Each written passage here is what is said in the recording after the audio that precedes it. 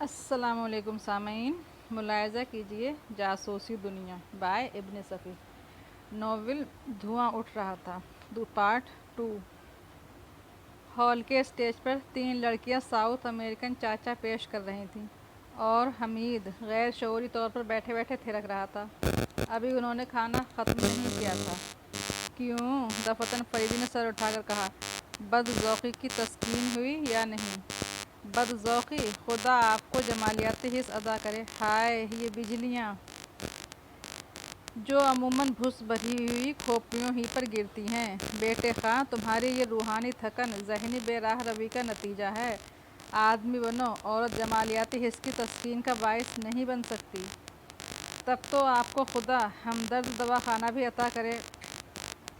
سنجیدگی اختیار کرو، یہ جو تم پر بوریت کے دورے پڑتے ہیں اسی رجحان کا نتیجہ ہیں۔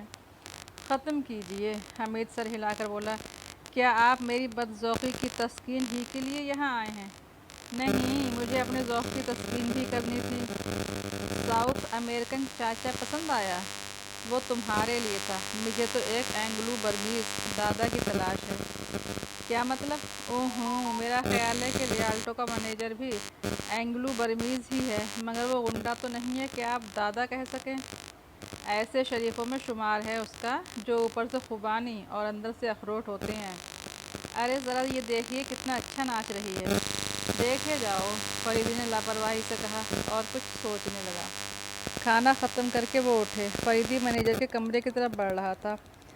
حمید پائپ سلگانے کے لیے رک گیا، لیکن پھر دونوں ساتھ ہی کمرے میں داخل ہوئے تھے۔ فریدی نے دروازے پر ہلکی سی دستک دی تھی اور اندر سے کسی نے گونجیلی آواز میں کہا تھا، کم ان۔ ڈیکن ایک بھاری بھرکم اینگلو برمیز تھا۔ آواز میں کرختگی تھی، لیکن آنکھوں میں بچوں کی طرح سادہ تھیں، اور غالباً یہی وجہ تھی کہ اس کے چہرے پر ہمیشہ معصومیت ہی نظر آتی تھی۔ وہ فریدی کو دیکھ کر بری طرح چونکا تھا، لیکن پھر ایسا بن گیا تھا جیسے اسے پہچانتا ہی نہ ہو۔ حمید نے اس کی حالت میں دونوں قسم کے فوری تغیرات بآسانی مارک کیے تھے۔ ڈیکن نے یوں ہی رسمی سے انداز میں ان کا خیر مقدم کیا۔ فرمائیے جناب، میں کیا خدمت کر سکتا ہوں؟ اوہ، تشریف رکھیے۔ اس نے کرسیوں کی طرف اشارہ کیا۔ خدمات کی پیشکش تو میری طرف سے ہونے والی ہے، فریدی مسکرایا۔ اوہ اچھا، ڈیکن بیٹھا ہوا تھکی تھکی سی آواز میں بولا۔ مجھے افسوس ہے کہ سپلائی کے سارے آئٹم مختلف ٹھیکیداروں کو تقسیم کیے جا چکے ہیں۔ آپ نے دیر کر دی، ویسے مچھلیوں کے آئٹم میں شاید کچھ گنجائش نکل سکے۔ حمید کو تاؤ آ گیا۔ اس نے کہا، ہم گنجی کھوپڑیوں اور انڈوں کی کاشت کرتے ہیں۔ ڈیکن کا ہاتھ غیر ارادی طور پر شفاف کھوپڑی پر رینگتا ہوا پھر گود میں آ گرا اور اس کے چہرے کی رنگت بدل گئی، لیکن قبل اس کے کہ وہ کچھ کہتا، فریدی بول اٹھا۔ میں تم سے یہ قطعی نہیں پوچھوں گا کہ بلیک میلنگ کی وجہ کیا ہے۔ جی کیا مطلب؟ ڈیکن نے آنکھیں نکالیں۔ میں نہیں سمجھ سکتا کہ آپ لوگ کون ہیں اور کیا چاہتے ہیں۔ چلو، میں اس پر بھی یقین کرنے کو تیار ہوں کہ تم ہمیں نہیں پہچانتے۔ میں بہت مصروف آدمی ہوں اور گاہکوں کے مذاق سے لطف اندوز ہونا میرے فرائض میں داخل نہیں ہے، اس نے خشک لہجے میں کہا۔ اگر یہ مذاق ہے تو تم بھی گیل ہی کی طرح گھر پہنچ جاؤ گے۔ گیل؟ کیا مطلب؟ اگر تم مجھے نہیں پہچانتے تو، فریدی کوٹ کی اندرونی جیب میں ہاتھ ڈالتا ہوا بولا، پھر اپنا وزٹنگ کارڈ اس کی طرف بڑھاتے ہوئے کہا، غالباً اب تم ہمارے مذاق سے لطف اندوز ہونے کی صلاحیت پیدا کر سکو گے۔ اوہ خدا مجھ پر رحم کرے۔ فرمائیے جناب، معاف کیجیے گا، یہ میری بد نصیبی ہی ہے کہ میں آپ کا صورت آشنا نہیں تھا۔ ویسے اس شہر میں کون ہے جو آپ کے نام سے واقف نہ ہوگا؟ خیر، تو میں یہ کہہ رہا تھا کہ ہنری گیل اس وقت حوالات میں ہے۔ فریدی نے سگار کیس اس کی طرف بڑھاتے ہوئے کہا، تم یہ بھی جانتے ہوگے کہ وہ ان دنوں بہت پریشان تھا، حالانکہ پریشانی کی کوئی معقول وجہ نہیں ہو سکتی تھی۔ تم سمجھ رہے ہو نا؟ کسی حد تک ہاں، غالباً اس نے مجھ سے تذکرہ کیا تھا کہ اس کے خلاف تفتیش ہو رہی ہے، لیکن وہ پریشان تو نہیں تھا جناب۔ اوہ، تو پھر اس نے پریشان نہ ہونے کی وجہ بھی بتائی ہوگی۔ آپ مجھ سے پوچھ رہے ہیں؟ ڈیکن کے لہجے میں حیرت تھی۔ نہیں، ارادہ ہے کہ خود ہی بتا دوں۔ ہمارے پاس اس کے خلاف ایسے ثبوت نہیں تھے جن کی مضبوطی پر ہم اسے عدالت میں پیش کر سکتے۔ تو پھر کیسے حراست میں لیا اسے؟ اس نے اپنے کیس کا فائل چوری کرایا تھا۔ چوری کرایا تھا؟ ڈیکن کی آنکھیں دوبارہ پھیل گئیں۔ میں نہیں سمجھ سکتا کہ یہ کیسے ممکن ہے۔ اگر یہ ناممکن ہے تو پھر کسی اور نے خود ہی چوری کر کے اس کے قبضے سے برآمد کروائے ہوں گے۔ سارے کاغذات اسی کے کیس سے تعلق رکھتے تھے۔ یہ تو بڑا آسان سا نسخہ ہے، ڈیکن مسکرایا۔ جس کے خلاف ثبوت نہ مل سکیں اسے اس طرح اندر کر دیا جائے۔ تم اس کے متعلق صبح کے اخبارات میں بہت کچھ دیکھو گے۔ اس نے گیل کو بلیک میل کرنے کی کوشش کی تھی، لیکن گیل نے اس کی پرواہ نہیں کی تھی۔ اس نے سوچا تھا کہ جب پولیس ہی اس کے ثبوت فراہم نہیں کر سکی تو وہ بلیک میلر کیا بگاڑ لے گا؟ بلیک میلر نے اسے وارننگ دی تھی کہ وہ چشمے زدن میں اسے گرفتار کرا دے گا۔ گیل نے ہنس کر ٹال دیا، لیکن اب وہ حقیقتاً حوالات میں ہے۔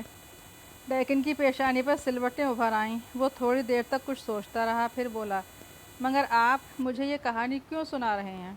یہ واقعہ ان تمام لوگوں کے لیے ایک بہت بڑی دھمکی ہے جو بلیک میلر کی پرواہ نہیں کرتے۔ تو آپ کا خیال ہے کہ مجھے بھی کوئی بلیک میل کر رہا ہے؟ یقیناً۔ آخر کس بنا پر؟ تمہارے فائل پر بھی نظر ثانی کی جا رہی ہے۔ میرا فائل؟ ڈیکن چونک پڑا۔ اوہ، تو کیا میرا شمار بھی گیل ہی کی جیسے لوگوں میں ہوتا ہے؟ تمہارے لیے نئی اطلاع ہو سکتی ہے، لیکن ہمارے محکمے میں اتنے بھولے لوگ نہیں پائے جاتے۔ ڈیکن پھر خاموش ہو گیا۔ اس کی آنکھوں میں الجھن کے آثار تھے۔ کچھ دیر بعد بھررائی ہوئی آواز میں بولا، میرے لیے یہ مصیبت نئی نہیں ہے۔ مجھے 5,000 روپے ماہانہ ادا کرنے پڑتے ہیں۔ گڈ، سگار لو۔ فریدی نے ڈبہ پھر آگے کھسکایا۔ شکریہ، میں تمباکو نہیں پیتا۔ ڈیکن آنکھیں چراتا ہوا بولا، لیکن ابھی آپ نے کہا تھا کہ میں بلیک میلنگ کی وجہ نہیں پوچھوں گا، اور اب بھی اسی بات پر قائم ہوں۔ پتہ نہیں وہ کون ہے، ہر ماہ 5,000 وصول کرتا ہے، لیکن میں اسے پکڑنے میں کامیاب نہیں ہو سکا۔ ادائیگی کس طرح ہوتی ہے؟ جھریالی کی پہاڑیوں میں ایک چٹان ہے، اسی پر روپے رکھ دیے جاتے ہیں۔ وہ ہر ماہ ایک مخصوص تاریخ کو پلاسٹک کا ایک تھیلا بھجواتا ہے۔ تاکید ہوتی ہے کہ روپے اسی میں رکھ کر معینہ مقام پر رکھوا دیے جائیں۔ میں نے 50 آدمی چٹان کے آس پاس چھپائے ہیں، لیکن تھیلے کو اٹھانے والے کی پرچھائیاں تک نظر نہیں آئیں۔ تھیلا حیرت انگیز طور پر غائب ہو جاتا ہے۔ وقت کا تعین بھی ہوتا ہوگا؟ جی ہاں، عموماً اندھیری رات ہوتی ہے، لیکن چٹان کی سچویشن ایسی ہے کہ اندھیرے میں بھی کم سے کم سایہ تو نظر آ ہی سکتا ہے، خواہ کوئی لیٹ کر رینگتا ہوا ہی کیوں نہ چٹان تک پہنچے۔ اس کے پیغامات تم تک کیسے پہنچتے ہیں؟ ٹائپ کیے ہوئے خطوط مجھے اسی میز پر ملتے ہیں، اور جب ادائیگی کی تاریخ قریب ہوتی ہے تو تھیلا بھی اسی طرح آتا ہے۔ میں نہیں جانتا کہ یہاں تک پہنچانے والا کون ہے۔ اس بار ابھی تک تھیلا نہیں آیا۔ جب آئے تو مجھے ضرور مطلع کرنا۔ میں وعدہ کرتا ہوں کہ جس سلسلے میں تمہیں بلیک میل کیا جا رہا ہے اس کے لیے تمہارے خلاف کوئی کارروائی نہ کی جائے گی۔ قاسم کی تصویر۔ حمید کا خیال تھا کہ اس سے زیادہ شاندار کیس آج تک ان کے پاس نہیں آیا۔ ان دنوں ایسے ہی کیس اسے پسند آتے تھے جن کی گاڑی کسی طرح آگے نہ بڑھ سکے، ایک کڑی کے بعد دوسری کڑی کا ملنا محال ہو جائے۔ گیل حوالات میں تھا، اس کی کہانی کی کافی تشہیر ہو چکی تھی، لیکن کیس کی گاڑی ریالٹو کا منیجر ڈیکن سے آگے نہ بڑھ سکی۔ پورا ہفتہ گزر گیا، مگر اس نے بلیک میلر کی طرف سے وہ تھیلا وصول ہونے کی اطلاع نہ دی جس کے ذریعے رقم اس تک پہنچائی جاتی تھی۔ ڈیکن کے بیان کے مطابق یہ تاخیر خلاف معمول تھی۔ گزشتہ مہینوں میں ایک مقررہ تاریخ پر تھیلے اس تک پہنچتے رہے تھے، لیکن اس بار اس تاریخ کو بھی گزرے ہوئے یہ چوتھا دن تھا۔ کام تو اسی وقت شروع ہوتا جب ڈیکن تھیلے کی وصولیابی کی اطلاع دیتا، اس لیے حمید کا راوی چین ہی چین لکھتا تھا، لیکن وہ اپنی اس سرشت کو کام چوری پر محمول نہیں کر سکتا تھا۔ بھئی کام ہو تو ضرور کرو، لیکن خواہ سر کھپاتے رہنے سے کیا فائدہ؟ وہ کام ہی کیا کہ اوڑھنا بچھونا ہو کر رہ جائے۔ آفس سے نکل آنے کے بعد بھی اگر فائلیں ہی سر پر سوار ہیں تو اسے سہل دماغ کیسے کہا جائے گا؟ بہرحال وہ فریدی کی طرح کا دیوانہ نہیں ہو سکتا تھا۔ زندگی کو تو وہ بازی طفلانہ ہی سمجھتا تھا، لیکن کام کے دیوانوں میں اسے مردانگی کی جھلک نہیں دکھائی دیتی تھی۔ اسے تو وہ سچ مچ دیوانگی ہی سمجھتا تھا، اس لیے یہ شعر اس کی نظروں میں قطعی لغو تھا۔ زندگی یوں تو فقط بازی طفلانہ ہے، مرد وہ ہے جو کسی کام میں دیوانہ ہے۔ وہ سوچتا یہ بھی کوئی دیوانگی میں دیوانگی ہے۔ دیوانگی تو وہ ہے کہ لیلا کا کتا بھی کہہ اٹھے کوئی پتھر سے نہ مارے میرے دیوانے کو۔ مگر وہ تو اس وقت کسی لیلا کے ہاتھی کا منتظر تھا اور سوچ رہا تھا کہ ایک ہفتے کے بعد کونین مکسچر کی تلخی یک بیک رفع کیسے ہو گئی۔ کچھ دیر پہلے اس نے اسے فون کیا تھا کہ وہ آ رہا ہے۔ حمید منتظر رہے۔ پھر وہ آیا اور بڑے ٹھسے سے آیا۔ سلیقے سے پریس کیے ہوئے سوٹ میں ملبوس تھا، شوخ رنگوں کی ٹائی تھی اور حمید نے اس کے گالوں پر پاؤڈر کی ہلکی سی تہ بھی محسوس کی۔ جوش مسرت سے آنکھیں چمک رہی تھیں، دانت نکلے پڑ رہے تھے۔ خیریت؟ حمید نے اسے گھورتے ہوئے پوچھا۔ بالکل، تم اپنی کہو بیٹا۔ مونس ہے، اسی لیے کبھی رہتی ہے اور کبھی نہیں رہتی۔ میں نے کہا تم مجھے کیا سمجھتے ہو؟ چغد؟ چغد بھی چے سے ہوتا ہے۔ چلو ٹھیک ہے۔ قاسم کے دانت نکل پڑے۔ کیا ٹھیک ہے؟ حمید نے متحیرانہ لہجے میں پوچھا۔ اس کا نام چیری ہے، قاسم نے اس بار شرمیلی سی مسکراہٹ کے ساتھ کہا۔ چے سے چیری، چے سے چغد، کس کا؟ بھائی حمید، کیا بتاؤں، یقین نہیں آتا۔ اچھا یہ بتاؤ، کوئی لڑکی تمہیں اس طرح دیکھے اور اس طرح مسکرائے، یعنی کہ یوں؟ اس نے آنکھیں نشیلی بنائیں اور بھونڈے پن سے مسکرا کر بولا، تو تم کیا سمجھو گے؟ خود کو الو کا پٹھا سمجھوں گا، حمید بولا۔ امے جاؤ سالے، تم میرے معاملے میں اسی طرح کیڑے نکالنے لگتے ہو۔ پوری بات بتاؤ۔ مطلب یہ تھا۔ ہائے کیا بتاؤں، اس بار میں بالکل مر جاؤں گا۔ ہائے کیا چال ہے، پیچھے سے دیکھو تو ایسا لگتا ہے جیسے ڈیپٹ کریڈٹ کرتی چلی جا رہی ہے۔ Debit credit? حمید نے آنکھیں نکالی۔ ہت تیری! قاسم نے پیشانی پر ہاتھ مارا۔ یہ سالہ ڈیبٹ کریڈٹ اس طرح کھوپڑی میں گھسا ہے کہ کسی طرح نکلتا ہی نہیں۔ خدا دشمن کو بھی سب کچھ دے مگر باپ نہ دے۔ کیا پی رکھی ہے تم نے؟ نہیں، آج ضرور پیوں گا، ٹھینگے پر ہے سب کچھ۔ ہاں نہیں تو دفتر میں بیٹھ کر دن بھر 61-62 کرو اور گھر واپس آؤ تو وہ گلہری خانم کھڑی ہیں منہ بنائے، اتنی دیر کہاں کر دی؟ آہا، تو کیا تم اب دفتر میں بھی بیٹھنے لگے ہو؟ چلو پیارے بھائی، بور نہ کرو، سالے مجھے اکاؤنٹنسی سکھا رہے ہیں۔ کہاں چلوں؟ میں پول، وہیں تو آتی ہے۔ قاسم لہک کر بولا۔ میں وہاں سے اٹھتا ہوں تو میرا پیچھا کرتی ہے اور میں اللہ قسم شرم کے مارے پانی پینے لگتا ہوں۔ پانی ہونا محاورہ ہے، ٹھینگا ہونا محاورہ ہے۔ قاسم جھللا گیا۔ چلنا ہے تو چلو، نہیں تو جہنم میں جاؤ۔ اگر وہ تمہارا پیچھا کرتی ہے تو ضرور چلوں گا۔ اور بتاؤں؟ قاسم چہک کر بولا۔ پرسوں میں اس سے دور بیٹھا چائے پی رہا تھا، بس اپنی جگہ سے اٹھی، میرے پاس آئی اور آ کر کھڑی ہو گئی۔ میرے کندھوں پر دونوں کوہنیاں ٹیک کر جھکی تھی اور آہستہ سے بولی تھی، تم بڑے پیارے لگتے، ہی۔ ابے کیا سمجھتے ہو مجھے؟ یہ دیکھو۔ اس نے جیب سے ایک تصویر نکالی اور حمید کی طرف بڑھا دی۔ یہ ایک لڑکی تھی جو قاسم کے کندھوں پر کوہنیاں ٹیکے جھکی کھڑی تھی اور قاسم کے چہرے سے یہی ظاہر ہو رہا تھا جیسے دم نکلا جا رہا ہو۔ بس یہ ایسے ہی کھڑی تھی کہ کسی نے تصویر کھینچ لی۔ قاسم بے حد خوشی ظاہر کرتا ہوا بولا، کسی نے؟ کیا تم اسے نہیں جانتے؟ اب میں کیا جانوں گا، ہوگا کوئی سالہ۔ پھر یہ تمہیں کیسے ملی ہے؟ ڈاک سے آئی ہے۔ آہا! حمید نے معنی خیز انداز میں سر کو جنبش دی، پھر خاموش ہو کر اسے گھورنے لگا۔ ہمیں کھا جاؤ گے کیا؟ اس طرح کیوں دیکھ رہے ہو؟ کل وہ ہوٹل میں ملی تھی؟ نہیں، آج ضرور ملے گی۔ قاسم، ہوش میں رہ کر گفتگو کرو۔ اس تصویر کے ساتھ کوئی خط بھی تھا؟ رہا ہوگا سالہ، مجھے اس کی پرواہ نہیں ہے۔ 2000 کی تو بات ہے، مگر ہائے یہ ظالم، ذرا دیکھو تو یہ پیارے کیسی محبت سے لدھی کھڑی ہے۔ 2000 کی کیا بات تھی؟ نہیں بتاؤں گا، تم سالے گھپلا کر دو گے۔ حمید اسے پھسلانے کی کوشش کرنے لگا اور بعد دقت تمام راہ راست پر لا سکا۔ قسم کھاؤ گھپلا نہیں کرو گے۔ تم بتاؤ تو پیارے، میں ایسا انتظام کروں گا کہ اس سے تمہاری شادی بھی ہو جائے گی اور کسی کو کانو کان خبر بھی نہ ہو۔ اسے کہیں اور مکان لے کر رکھنا۔ خط میں لکھا ہوا تھا کہ مجھے ہر ماہ 2000 روپے دیا کرو، نہیں تو یہ تصویر تمہارے باپ کو بھیج دی جائے گی۔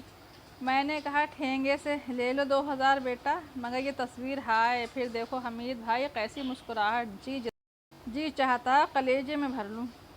اب او عقل کے اندھے، یہ ڈرامہ کھیلا گیا تھا تمہیں بلیک میل کرنے کے لیے، دیکھا نکل آئی نا سالی جاسوسی۔ قاسم آنکھیں نکال کر بولا، امیں تم جل مرے ہو، آگ لگ گئی ہے، بس تم اپنے ہی کو گلفام سمجھتے ہو، لونڈیاں مریں تو صرف تم پر مرے، دوسروں کو دیکھا اور کباب ہو گئے۔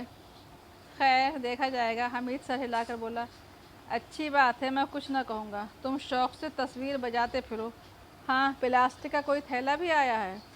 تم کیا جانو؟ قاسم نے حیرت سے آنکھیں پھاڑ دیں، پھر دانت پیس کر بولا، میری ٹوہ میں رہتے ہو، اللہ میاں نے چاہا تو غارت ہو جاؤ گے، خدا کہتا ہے کہ دوسروں کی ٹوہ میں نہ رہو، تم رہتے ہو سٹر مٹر کر مرو گے۔ دیکھ لینا میں آیا تھا کہ کچھ رائے مشورہ کریں گے، سالے جاسوسی لے بیٹھے۔ تھیلے میں روپے رکھ کر کہاں رکھنے کو کہا گیا ہے؟ تمہارے ابا کی قبر پر، میں جا رہا ہوں، مرا کرو۔ لیکن ٹھیک اسی وقت فریدی ڈرائنگ روم میں داخل ہوا اور قاسم جہاں تھا وہیں رک گیا، چہرے پر ہوائیاں اڑنے لگیں اور وہ بے جان سا ہو کر صوفے کی پشت سے ٹک گیا۔ فریدی نے شاید گفتگو کا کچھ حصہ سن لیا تھا۔ حمید نے قاسم سے کہا، اس معاملے کو اپنی ہی ذات تک محدود رکھنا تمہارے لیے خطرناک ہوگا، فرض کرو کل وہ تم سے 2 لاکھ کا مطالبہ کرتا ہے۔ بس بس ختم کرو، میرا معاملہ ہے، کسی سے مطلب؟ قاسم جھیپے ہوئے انداز میں ہنسا۔ کیا قصہ ہے؟ فریدی نے پوچھا۔ وہ ایک کرسی کے ہتھے سے ٹک کر سگار سلگا رہا تھا۔ قاسم کے پاس ایک ایسی تصویر ہے۔ ہوگی تم سے مطلب، معاف کیجیے گا میں جاسوسی نہیں کرانا چاہتا۔ اس نے فریدی کی طرف دیکھتے ہوئے جلدی جلدی پلکیں جھپکائیں۔ تصویر تو میں یقیناً دیکھوں گا، فریدی مسکرا کر بولا۔ قیا جی نہیں، معاف کیجیے گا۔ کیا حرج ہے، شرماؤ نہیں، یہ تو ہوتا ہی رہتا ہے۔ ہوتا رہتا ہے نا، یک بیک قاسم خوش ہو گیا۔ دیکھ لیجیے، آپ بھی دیکھ لیجیے، کوئی میں نے تھوڑی ہی کہا تھا کہ مجھ پر لگ کر کھڑی ہو جاؤ، خود ہی آئی تھی، اب آئی ہے تو آئے، 2000 خرچ ہوں تو 2 لاکھ خرچ ہوں تو کسی کا کیا؟ اس نے حمید کو گھورتے ہوئے جیب سے تصویر نکالی اور فریدی کی طرف بڑھا دی، پھر دونوں ہاتھوں سے منہ چھپا کر صوفے کی پشت سے ٹک گیا۔ رکھو، فریدی نے کچھ دیر بعد تصویر اس کی گود میں ڈالتے ہوئے کہا۔ تھیلا خط کے ساتھ ہی آیا ہوگا؟ جج جی ہاں، اب روپے تو دینے ہی پڑیں گے، ورنہ بابا جان، یا اللہ، اس نے ٹھنڈی سانس لی۔ کہاں رکھو گے؟ جھریالی میں کوئی بھوری چٹان ہے وہیں۔ کب اور کس وقت؟ پرسوں رات کو 8 بجے۔ اچھا ہے، کسی طرح جان بچاؤ ورنہ تمہارے والد۔ فریدی مسکرایا۔ خط تو شاید ٹائپ میں ہوگا۔ جی ہاں۔ قاسم پھر حمید کو گھورنے لگا۔ حمید نے اس کے ساتھ باہر جانے پر آمادگی ظاہر نہیں کی تھی، اس لیے وہ جلد ہی اٹھ گیا۔ ویسے اس نے ایسا ہی برا منہ بنا رکھا تھا جیسے حلوے کے دھوکے میں صابن کھا گیا ہو۔ لڑکی کے متعلق کیا خیال ہے؟ فریدی نے حمید سے پوچھا۔ مجھے تو بالکل پسند نہیں آئی، ویسے آپ مجبور کریں تو دوسری بات ہے۔ کیا بکواس ہے؟ فریدی جھلائے ہوئے لہجے میں بولا۔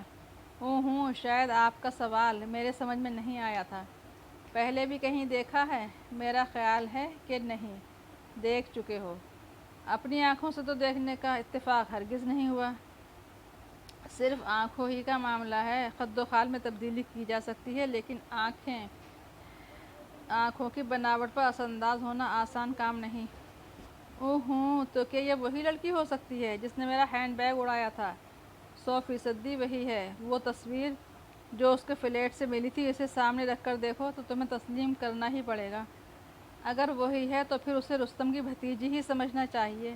حمید کچھ سوچتا ہوا بولا۔ اب میں باوثوق طور پر کہہ سکتا ہوں کہ گیل ہی کے لیے پھندہ تیار کرنا پڑے گا۔ اس نے اپنا بزنس چمکانے کے لیے یہ حرکت کی ہے۔ اب ایسے حالات پیدا کیے جائیں گے کہ عدالت اسے شبہے کا فائدہ دیتے ہوئے بری کر دے۔ حالات کے ساتھ ہی ریمانڈ کی توسیع بھی ہوتی رہے گی، خواہ 1 سال گزر جائے، گیل کو حوالات میں سڑا دیا جائے گا۔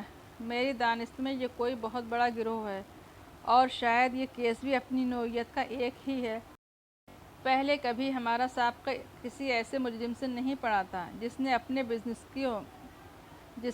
بزنس کی پبلسٹی پولیس کے ذریعے کرائی ہو۔ فریدی کچھ سوچ رہا تھا۔ تھوڑی دیر بعد اس نے کہا، تمہارا خیال صحیح ہے، ذرا یہ خط دیکھو جو ڈیکن کو ملا ہے۔ خط انگریزی ٹائپ میں تھا۔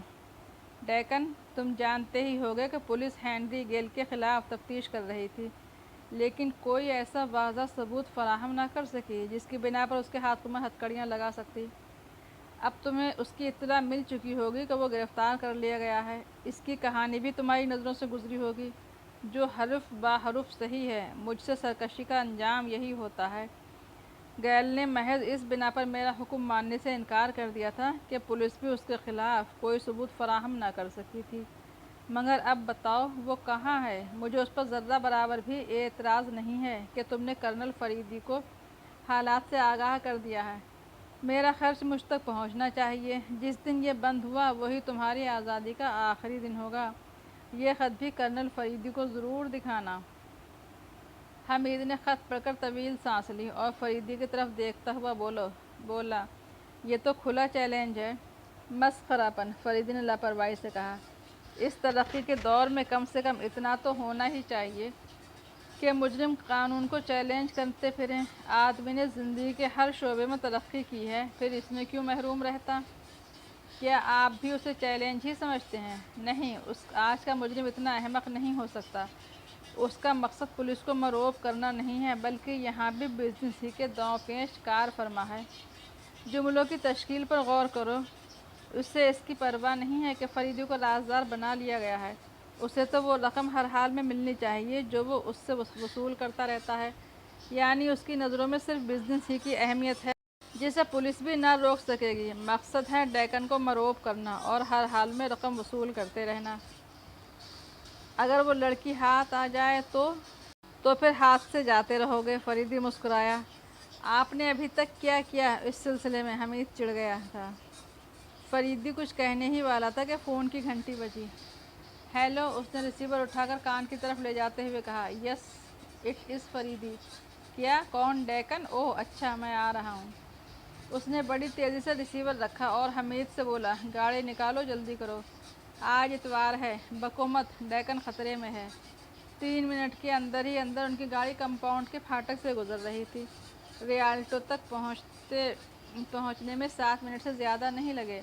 گاڑی کی رفتار خاصی تیز تھی اور اتفاق سے انہیں کسی کراسنگ پر رکنا بھی نہیں پڑا تھا۔ ڈیکن کے آفس کا دروازہ اندر سے بند تھا۔ ہیڈ ویٹر نے بتایا کہ وہ اندر ہی ہو سکتا ہے، لیکن حمید کو وہاں ایسے آثار نہیں نظر آئے جنہیں وہ سراسیمگی کا نتیجہ سمجھ سکتا۔ فریدی نے بڑھ کر دروازے پر دستک دی اور اندر سے ایسی آواز آئی جیسے کوئی کر رہا ہو۔